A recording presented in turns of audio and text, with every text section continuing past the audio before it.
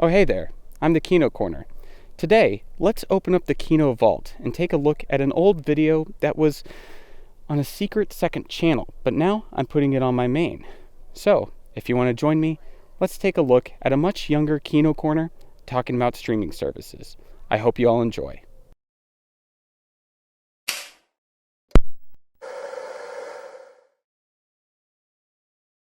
Hey everyone, and welcome to the second channel.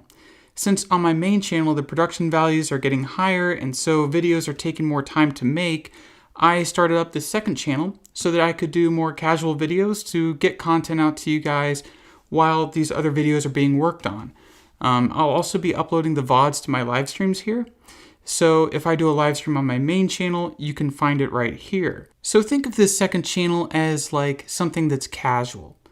If the Kino Corner 1, if we can call it that, is like the intellectual corner, maybe call this the comfy corner.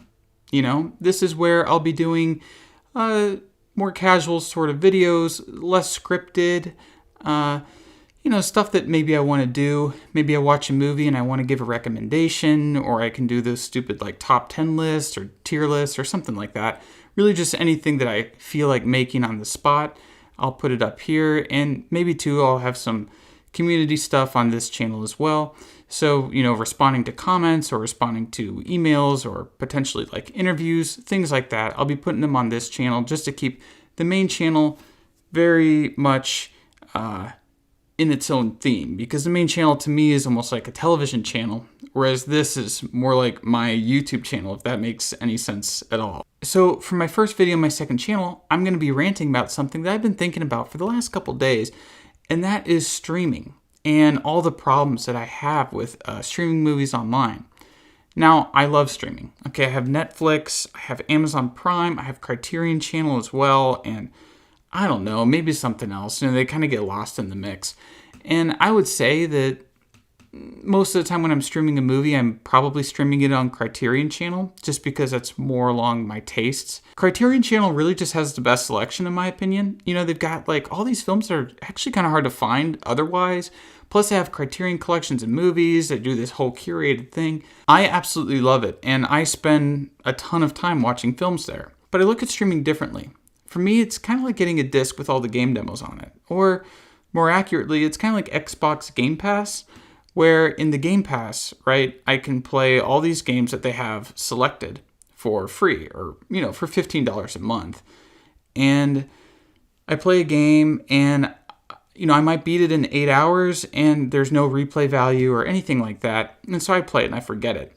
But sometimes there's a game that I want to hold on to even after I might cancel my Game Pass, or it gets, kicked off of Game Pass. And the only game that really comes to mind that I actually did this with was Witcher 3, because I just wanted to own the game. I started playing it on Game Pass and I just loved it. And, and I know that I probably won't have Game Pass forever, so I just bought the game. But I look at streaming in a similar way. So if I'm watching a film on Criterion Channel or Netflix or Amazon Prime and I really like a movie, I'm going to try to buy a physical copy of it. Now, this is for a couple of reasons. These streaming sites, they change their libraries all the time, so this movie could get kicked off at any moment without me knowing. And, it'd be a shame if I wanted to watch that film and it wasn't up on Netflix or Criterion or whatever. So whenever I watch something on a streaming site, I usually have the mindset that it's more like a preview for the film. And another reason is that the quality you're getting when you're streaming a movie is much less than when you're watching on a Blu-ray or 4K Ultra HD Blu-ray. And you might be saying to me, well, the resolution that I stream in is 1080p or in 4K, but you're not really taking into account bitrate, which I would argue is more important.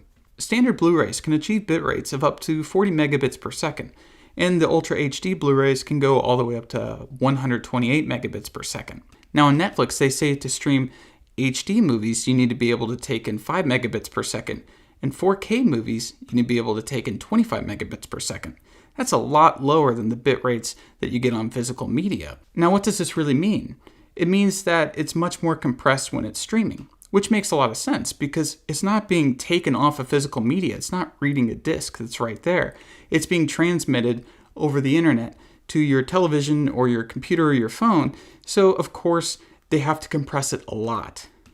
Now, what does compression even do? Maybe you're saying, I don't really notice the compression. I don't care about it. I notice it a lot. And maybe it's just because I have the eye for noticing it and maybe other people don't. But where I look to look for compression is in the blacks. Now, when something is really compressed and you're seeing black on an image or like nighttime stuff, you get all sorts of artifacts and the blacks get crushed. And it can make the images look really bad. Just the other night on Mother's Day, I was watching Little Women with my mom. And okay, you know what? I love that movie. That was one of my favorite films from last year, unironically. It was a great movie, come on. And anyways, getting back to it, I was watching Little Women with my mom, and there are a lot of nighttime scenes. Now, I saw the movie in the cinema, and it looked gorgeous. I mean, I just want to note that they shot this on 35mm film, so the colors are great, and, it really renders blacks really great. When it's being shown in the cinema, that's in the highest quality you're going to see it, and it just was amazing to look at. I wanted to rent it on Redbox, but I didn't really want to drive into town to get it, just to bring it back afterwards, so for the convenience, we paid $5, $6 to rent it on Amazon Prime to watch that night. And so we streamed it.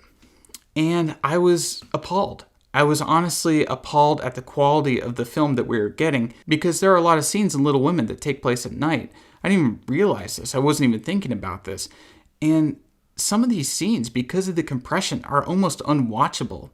Like you see all these, like the black squares. I'm not too technical with these kinds of terms, but it's all these like black squares and everything sort of smudges. And also, it just didn't seem like the depth of field was as great as it was when I watched it in the cinema. I don't really know. Everything was off, and the night scenes were just awful. They were just awful. I was so let down, and I was kind of frustrated because we spent money to watch this, and we got a really inferior product. So this is where I start having my really big gripes with streaming. It's not so much Netflix and Prime and Criterion Channel because you're paying a monthly fee, you're not paying per movie. It's when you start getting into the business of paying per movie. You're renting a film for $5 or $6, you're buying it for $15, $20, and now they have this whole thing where they have movies that you can watch that would otherwise be in the cinema, but because of the global situation or whatever you want to call it, they're allowing you to rent it for $20 on Amazon Prime or other video on demand services. Now, my problem is that once you start paying for these movies, you are paying a premium price for an inferior product. You're paying for this very compressed video that just doesn't look that good. And the prices are almost the same as Blu-rays. So in that case, just by that alone, it's a better option just to buy the Blu-ray or buy the 4K DVD or whatever you want to call it, or buy the regular DVD. It's a better option.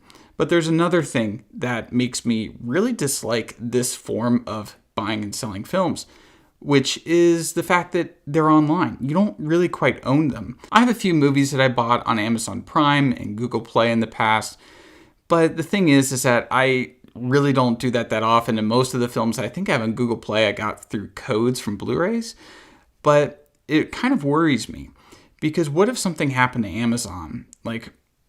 What if they closed your account? Or what if Google closed your account? And it wouldn't be the first time that Google just decides to take your account away. They've done this in the past, and they've set the precedent that they can do this. So what if you bought all these movies, you have them on your Google Play, and then all of a sudden your account's gone?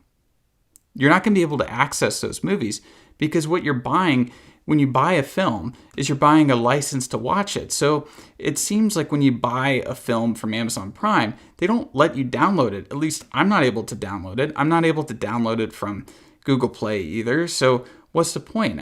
It seems like I'm paying for a license to play it on their platform. I'm not paying for a license to actually have the film. And I don't really want to pay for something if I don't really get anything. And don't even get me started on iTunes. At least they let you download the film, and so the quality is going to be better than if you're streaming it, but you have to play it in their really crappy player on iTunes. And, I personally like using VLC, and I really don't like it that I pay full price for a film, and I can't even watch it in a software or a player that I want to watch it in. So basically, what I guess this rant is getting at is that when you buy a film online, you're really getting an inferior product and you're just not winning. I don't see how the customer wins in this situation other than some kind of win for convenience. But as far as quality goes, as far as the long-lasting nature of it goes, that's not there. You don't get anything. You get nothing.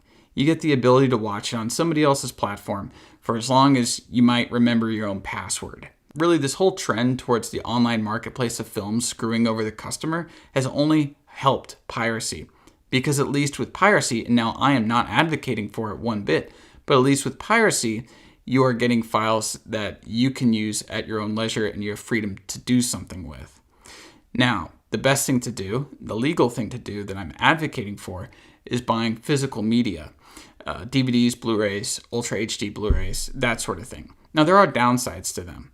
For one, you have to have the right players. You have to have a Blu-ray player, a DVD player, or whatever to play them in. It's not like a computer where you just get it on your hard drive and you watch it, or you just connect to the internet and watch it. They can also break, and they can also get scratched. And I have also seen Blu-rays to get what people call Blu-ray rot, where it kind of turns black, and I guess it's unusable. It hasn't happened to me, but I've seen it happen to other people.